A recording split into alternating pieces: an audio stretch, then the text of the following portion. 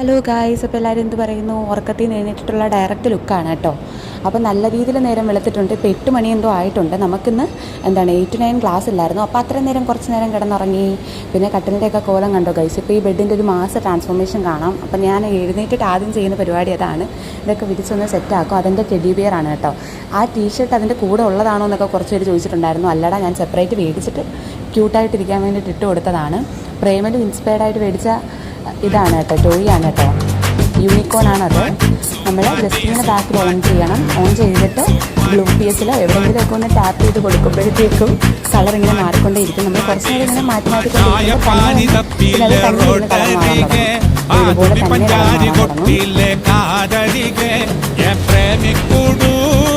അപ്പം നമുക്കിന്ന് ഹോസ്റ്റലിൽ പുട്ടും കടലയായിരുന്നു കേട്ടോ. പഴം ഉണ്ടായിരുന്നു. ഇത്തിരി ലേറ്റ് ആയതുകൊണ്ട് പഴം കിട്ടിയില്ല.